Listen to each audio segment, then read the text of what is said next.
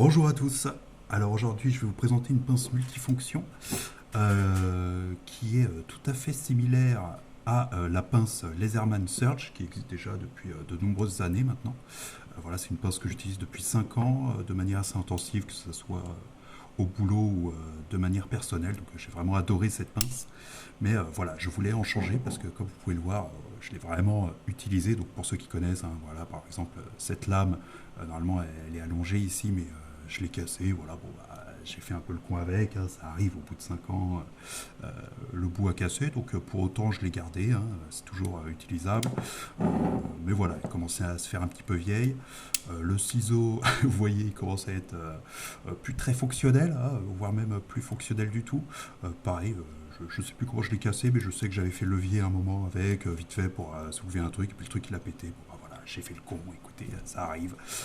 Bon, je garde quand même ce morceau-là pour gratter des trucs ou quoi. C'est toujours bien d'avoir une espèce de petite barabine comme ça dans l'appareil. Voilà, là j'ai une lime pour affûter des objets, des choses comme ça. Bon, bref, vous connaissez peut-être déjà l'outil. Là, j'ai une lame crantée, normalement, que j'ai déjà utilisée de manière intensive aussi. Donc, les crans ont été complètement usés à force. Euh, et là, bah, voilà, j'en fais une lame lisse, une lame secondaire qui me sert à faire des travaux peut-être un petit peu plus rudes pour la lame, afin de ne pas abîmer ma lame lisse de l'autre côté, quoi. Voilà, bon bref. Pourquoi je vous parle de cet outil-là aujourd'hui? C'est parce que j'ai commandé une deuxième pince, donc celle-ci de chez... comment ça s'appelle? Beebery, ouais, j'allais dire Burberry, mais non, c'est Beebery, qui coûte 40 euros seulement sur Amazon, tandis que celle-ci, aujourd'hui, elle est aux alentours de 179 euros. Et encore, je compte même pas les embouts qui sont livrés avec. Il y a tout un ici, tous les embouts Lederman, donc ça coûte 35 euros les embouts. On rajoute ce petit truc-là, c'est 30 euros de plus, je crois. Donc bon, plus 250 euros la pince. Tandis que sur celle-là, on a déjà des embouts qui sont livrés avec. Alors on n'en a pas autant que sur la Laserman, ainsi que des lames de scie euh, à bois et une paire de pinces coupantes de rechange. Donc tout ça pour 40 euros, c'est assez extraordinaire. Quand je l'ai pris en main, j'avais vraiment l'impression d'avoir un Surge. Ça fait exactement le même poids, on est sur la même hauteur, mais c'est vraiment c'est à peu de choses près. Alors à part les plaquettes ajourées là, c'est quasiment la même pince. Voilà, en termes d'épaisseur, c'est pareil. J'étais vraiment surpris par la qualité apparente. Alors, ça ne veut pas dire que c'est de la qualité effective, mais bon, on a tous déjà eu des outils dans les mains.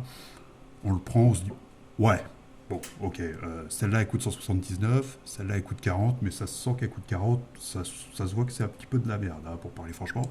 Et ben là, c'est pas du tout le cas, c'était tout le contraire. Je l'ai pris dans les mains, je me suis dit, attends, c'est pas possible, ils se sont trompés d'objet en fait. C'est-à-dire que même la photo sur Amazon fait plus pitié que l'objet en réel quand on l'a devant soi, quoi. Normalement c'est l'inverse, mais là quand j'étais devant je me suis dit attends, elle est vraiment super sympa. Euh, Quand on regarde la lame, alors je sais plus ce que c'est comme acier, je crois qu'il ne le précise pas. Le corps de la pince est en 8, non, 3 CR13. Euh, donc pour ceux qui connaissent, c'est un petit peu moins bien que le 8 CR13 mauvais, donc qui est un acier inoxydable qui est utilisé dans la gamme Spyderco sur les couteaux bas de gamme, si on veut.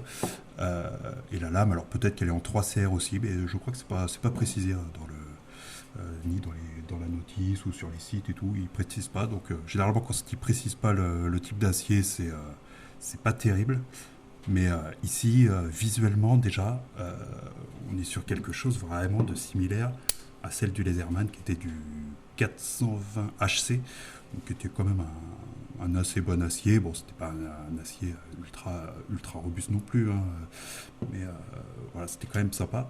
Et cette lame, ouais, vraiment, visuellement déjà, elle donne confiance. Alors, la lame, elle est ultra coupante, euh, sortie de boîte. Attendez, hop, je vais le prendre. Je l'ai reçu aujourd'hui, hein, donc je ne l'ai même pas utilisé encore, mais là, je vous parle juste de mon ressenti à chaud, quoi. Voilà, donc sortie de boîte, je ne l'ai pas raffuté, je n'ai pas mis de structure dessus ou pas, donc bon, voilà, il n'y a pas photo. C'est absolument super coupant. J'ai déjà eu des pinces multifonctions à 30 balles, donc pas loin du prix de celle-ci, hein, qui est à 40, hein, je le rappelle. Euh, et pourtant, ouais, quand on l'a dans les mains, bon, on sent le poids, c'est vraiment de la merde. On ouvre la lame, on se dit, waouh, je sais pas si je vais réussir à couper quelque chose avec. Déjà, ça coupe pas dès la sortie de boîte, il y a du jeu. Bref, c'est merdique. Là, c'est vraiment absolument génial. Déjà, rien qu'au niveau de la prise en main, je me suis dit, ok, c'est exactement comme ma pince Leatherman. J'ai l'impression d'avoir une pince Leatherman entre les mains pour 40 € seulement. Voilà, donc, ceci étant dit, maintenant, je vais vous montrer un petit peu toutes les caractéristiques. Donc, on est absolument sur les mêmes caractéristiques que sur le Surge, hein. Tous les outils sont au même endroit. Pour ceux qui ont l'habitude d'utiliser le Surge, ils ne seront vraiment pas dépaysés. Donc, le ciseau est au même endroit. Bon, sur le nouveau, celui-ci est en deux parties, donc c'est quand même plus pratique. Alors, il fait quasiment la même taille hein, que sur l'ancien. La petite différence, c'est qu'ici, ils sont venus recourber cette partie-là, donc c'est un peu plus agréable au niveau du pouce. Donc, c'est pas trop mal, c'est une petite trouvaille en plus. Tout est monté sur Linerlock, hein, évidemment. De l'autre côté, on a le porte... comment je pourrais dire, le porte-scie, on va appeler ça comme ça. On peut utiliser des lames de scie sauteuse, hein, dessus ça a le même format. Donc vous voyez sur le Surge, on l'ouvrait comme ça et on avait ce porte-embout avec la base qu'on reconnaît, hein, qu'on a sur les scies sauteuses. Sur celui-ci c'est pareil, donc juste ça s'ouvre de l'autre côté. Et là on a notre petite lame comme ça. Alors vous aurez remarqué que sur le Surge, ici c'est complètement ajouré, tandis que ici c'est une plaque pleine. Donc l'embout de la Surge, on ne peut pas l'utiliser dessus. Évidemment j'ai essayé, il est un petit peu plus épais que l'embout d'origine, donc on ne peut pas les réutiliser dessus malheureusement. Ça vient créer une petite surépaisseur, on ne peut plus refermer ensuite le capot dessus. Donc c'est pas grave parce que ça a le même format que les lames de scie sauteuse que vous pouvez trouver un peu partout, hein. Ça a la même épaisseur. Sur celui-ci c'était adaptable parce qu'il y a un trou, donc peu importe l'épaisseur, on arrive toujours à se débrouiller pour mettre une lame de scie dedans et refermer ensuite derrière. Pareil, il y a des petits trous dessus qui viennent se bloquer avec voilà, une espèce de petit ergot qui vient dedans là. Donc ici il n'y en a pas, mais pour autant ça tient quand même super bien. Hop, on vient le remettre, et alors c'est pareil, il n'y a pas de jeu hein, comme sur celui-là. Vraiment on a confiance hein, quand la lame est dedans, il n'y a aucun souci. Donc là c'est pareil, hein, lime à métal avec petite partie diamantée dessus, comme sur le Leatherman. Et avec, on a deux lames de scie à bois. Donc ce ne sont pas les mêmes, hein. Il y en a une qui est un peu plus épaisse que l'autre, avec des plus grosses dents. Ouais, je ne sais pas si on le voit bien. Mais voilà, c'est livré avec. Donc voilà, vous voyez l'épaisseur. Hop, on peut rajouter une petite lame comme ceci. Et voilà, ça vient se bloquer très facilement. Alors voilà, le seul problème, le seul défaut, elle est un petit peu longue. Donc je sais pas s'ils avaient prévu le coup ou pas. C'est un petit peu étonnant, mais bon voilà. La deuxième, j'ai pas essayé d'ailleurs si c'est la même chose. Voilà. Bon, ça c'est dommage. C'est vraiment dommage. Bon, après on mettra un petit coup de disqueuse pour le diminuer, mais bon, ils auraient peut-être pu y penser. Bon, après pour le prix, on va pas crier, hein, mais dommage. Donc le ciseau, on l'a vu. La lame lisse, absolument magnifique. Bon, ça, on connaît. La lame crantée de l'autre côté, c'est quasiment la même qu'il y avait sur le Surge. Donc crantée tout le long, sauf au bout, avec une petite partie lisse comme ça, qui était quand même pratique, hein. Moi, je l'utilisais à l'époque, quand c'était pas devenu l'espèce de lame que je me suis fait maintenant, pour venir couper des choses, voilà, le long des... Par exemple, je sais pas, le long d'un poteau métallique, il y a des bouts de corde ou quoi, bon, on n'hésite pas, on vient utiliser cette petite partie-là. Donc c'était quelque chose qui me manquait sur mon Surge aussi, avoir quelque chose de très coupant comme ça. Parce que ça m'arrive, et c'est ce que j'ai fait avec mon ancien Leatherman, de couper des bandes, vous savez, des bandes agricoles autour des clôtures, les trucs de clôture électrifiés. Donc c'est un espèce de tissu ou un plastique, mais dedans il y a plein de fils métalliques pour pour envoyer le jus, hein, tout simplement. Donc j'en ai coupé beaucoup avec celle-ci. Ça coupait très très bien jusqu'à un moment. Au bout de 2 3 jours, je sentais que voilà, ça commençait à s'émousser un petit peu. Et bon, bah voilà, je ne l'ai pas forcément réaffûté parce que c'est compliqué de réaffûter une lame crantée. Alors ouais, la seule petite contrainte que j'ai vue là-dessus, bon c'est pas grand chose mais c'est un petit détail, mais quand on est habitué à utiliser le surge, ils ont été malins. Pour utiliser la lame lisse, en fait, sur le dos de la lame ici, c'est lisse. Donc vous savez tout de suite que c'est la lame lisse que vous avez de ce côté-là. Tandis que si vous tournez ici, vous avez des crans là.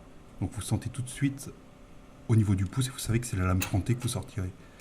Et ça, c'est pas mal parce que des fois, on n'a pas toujours l'œil sur sa pince, on tient un objet d'une main, on sort la pince et ça nous évite de sortir une lame et puis dire ah merde, non, attends, c'est pas la bonne, hop, je fais de l'autre côté et là, on sort la bonne.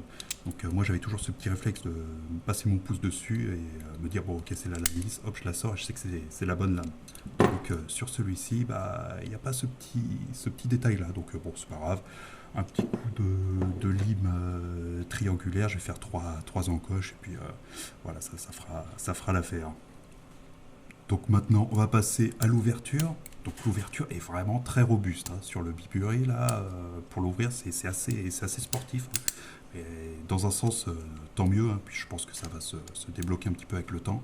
C'est vraiment très très très robuste. Il n'y a aucun jeu, absolument aucun jeu. Sur le Laserman, je me rappelle au début, il y en avait un tout petit peu. Bon, après 5 ans, il n'y en a toujours pas plus, donc c'est quand même de la bonne qualité, hein. Encore heureux avec le prix, j'ai envie de dire.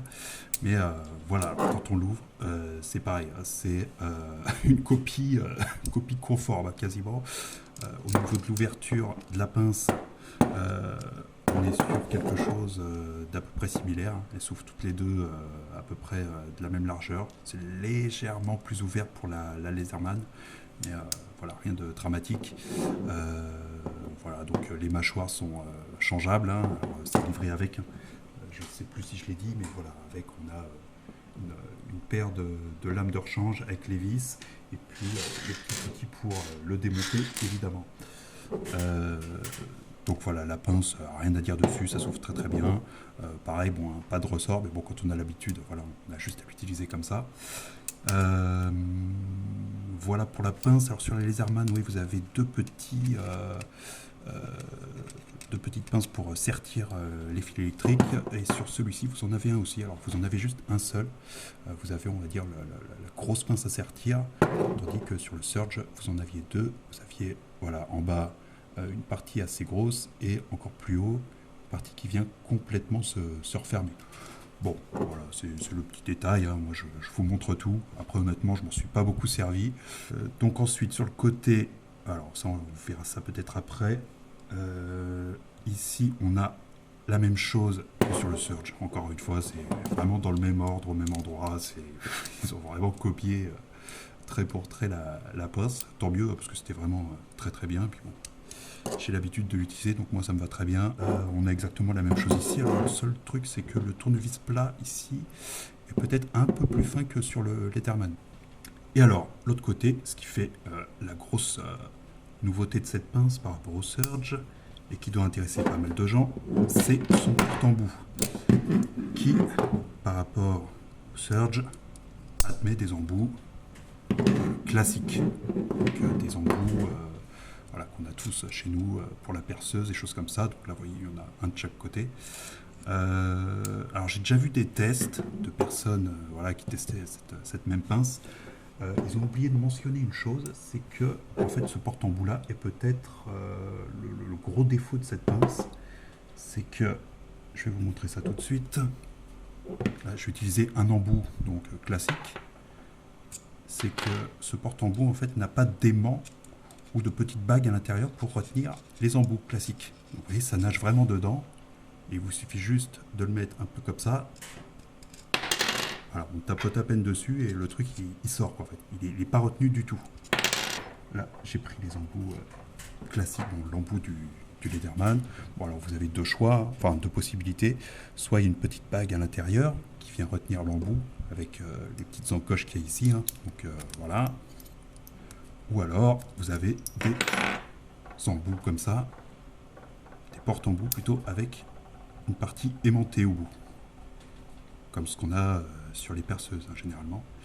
Et Et voilà, du coup l'embout s'en va pas. Et là, je sais pas pourquoi. Alors, pourquoi ils n'y ont pas pensé? Peut-être que voilà, ils voulaient qu'on utilise automatiquement leur embout à eux, qui est maintenu du coup grâce à cette petite bille là qui vient juste forcer dedans et du coup voilà, ça s'en va pas. Mais ouais, je trouve ça dommage parce que c'était vraiment la partie qui m'intéressait sur ce couteau-là. Pouvoir utiliser toutes sortes d'embouts et en fait, bah, on peut pas. Donc, enfin, on peut, mais voilà, une fois qu'on le met la tête en bas, ça y est, c'est fini, l'embout il tombe. Donc, faut toujours travailler la tête en haut, c'est un peu chiant. Donc, je sais pas si je rajouterai un petit aimant au bout, dans le fond, ou je sais pas, j'essaierai peut-être de bricoler quelque chose pour pouvoir maintenir des vrais embouts, quoi. Et voilà, c'est le seul défaut que j'ai trouvé sur cette pince là. C'est vraiment dommage qu'ils aient pas pensé à faire quelque chose d'autre pour ça. Donc voilà, je vous rappelle un petit peu tout ce qu'on a avec. Donc 40 euros hein, sur Amazon. Donc vous avez la pince. Déjà, la pince en elle-même, elle vaudrait plus de 40 euros. Déjà, à elle seule, je vous le dis. En plus de ça, vous avez le porte-embout. Donc, alors, vous avez des embouts qui sont quand même intéressants, même par rapport au Leatherman. Hein. Vous avez les embouts Torx, mais percés. Alors que sur le Leatherman, vous avez acheté des embouts, mais qui, eux, ne le sont pas. Je vous rappelle, en fait, les embouts du Leatherman coûtent presque aussi cher que la pince. Hein. Et eux, ils sont même pas percés. C'est abusé. Enfin, bon, bref, à chaque fois, je reviens au prix du Leatherman. C'est tellement abusé, en fait, la qualité de cette pince pour 40 balles, j'hallucine toujours. Donc voilà, vous avez pas mal d'embouts. Alors, vous avez aussi cet embout qu'on appelle Snake Eye. Qu'on n'utilise pas souvent, hein, on va pas se le cacher. Bon, voilà, ça a le mérite d'être là. C'est pas tous les jours qu'on a des vis comme ça. Voilà, vous en avez deux à laine. Alors, il aurait peut-être fallu avoir un embout plus gros, avoir les deux tailles encore au-dessus sur le haleine. Enfin, pour moi personnellement, en tout cas, je sais que ça m'est utile. Au niveau des torx, on a à peu près ce qui se fait de plus classique. Hein. Euh, Après, je sais que moi, par exemple, j'ai certains couteaux qui ont besoin d'avoir des embouts torx un petit peu plus petits pour revenir resserrer la lame ou des choses comme ça. Donc, ça aurait été bien d'en avoir aussi une taille en dessous cette fois-ci. Mais bon, on va pas se plaindre. Pour le prix, c'est déjà très bien d'avoir tout ça. On a deux lames à bois qui vont dans cette petite pochette livrée avec. Tac.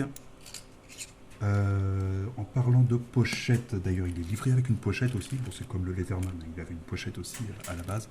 Mais la pochette, c'est pareil, ça ressemble quasiment à celle du Leatherman hein, quand je l'avais eu, avec cette petite partie-là sur le côté pour venir mettre les lames. Vous en avez une autre ici, c'est une petite poche, cette fois, c'est pour mettre les embouts de pince coupante. Hein. Donc, vous voyez, vous avez les vis avec les deux embouts, ainsi que la petite clé. Donc bon, c'est pas vraiment nécessaire de le laisser avec. Hein. Enfin, bon, faites comme vous voulez, mais moi je sais que je ne le mettrai pas. Le porte-embout qui se met comme ça dedans. Donc ça se tient plutôt bien, c'est élastique, ça s'en va pas comme ça. Et puis voilà, c'est tout. Je crois que c'est tout ce que vous avez dedans. Dans la poche, il n'y a pas de poche double. Non, je ne crois pas. Hop. Vous remettez ça comme ça. Et voilà, avec un passe en ceinture facilement détachable. Bon, 40 euros. 40 euros tout ça. Écoutez, moi en fait je voulais l'utiliser comme une pince, pas de remplacement, mais une pince en plus par rapport au Leatherman, parce que avec tous les dégâts que j'avais eu dessus, je me suis dit, bon, le jour où je pourrais, je m'en rachèterai une nouvelle. Voilà, j'aurais bien voulu avoir une vraie lame dessus, retrouver ma lame crantée, etc. Mais bon, vu le prix, je me suis dit, bon, tant pis, je vais m'adapter, je vais faire avec, je vais le bricoler un peu et je vais continuer à l'utiliser.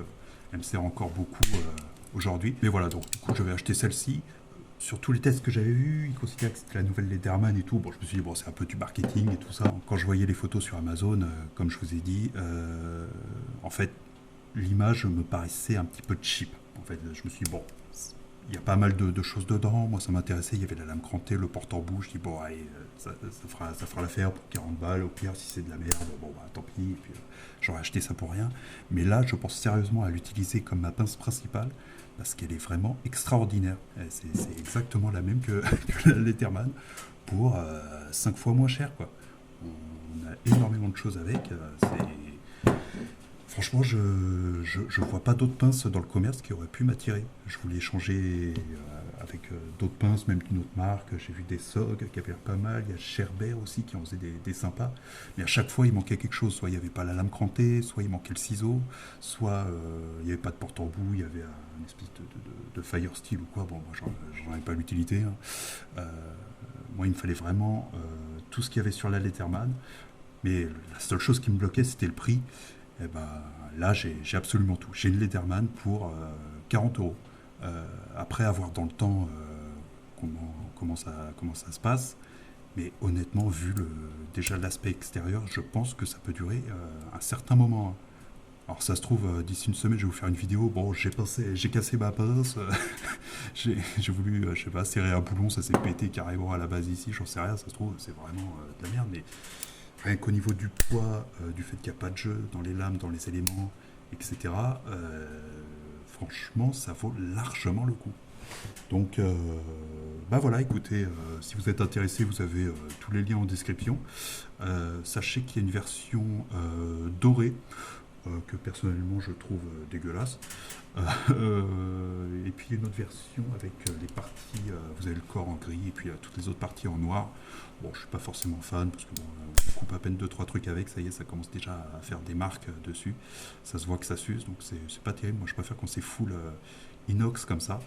Et, vraiment, oui, c'est aussi classe que la vraie Laserman. Euh, En termes de qualité d'acier visuellement, on est vraiment sur la même chose. Je suis vraiment choqué. Euh, voilà. Bon, bah, je vous remercie pour cette vidéo. J'ai peut-être été un peu long sur toutes mes histoires et tout ça. C'est pas vraiment une présentation de cette pince seule. À chaque fois, je la compare avec le Surge parce que celle-là, c'est quand même une pince que j'adore énormément. Vraiment, je sais qu'il y a beaucoup de gens qui gardent des couteaux sur eux, etc. Moi, je ne garde plus de couteaux, je garde que des pinces maintenant, multiprises, parce que c'est tellement pratique en fait. On l'utilise pour tout, même pas pour bricoler. Mais voilà, je sais pas. J'ai fait une connerie là. Il y a quelques jours, j'ai fait tomber mes clés entre les sièges de la voiture. Bon, t'arrives pas à les récupérer. Tu sais que tu as ta pince sur toi, tu arrives, hop, tu la récupères. Enfin, c'est un prolongement de soi-même, quoi. C'est vraiment, voilà, tu as une petite écharpe, hop, tu sais que tu as ta pince, hop, tu la revires vite fait.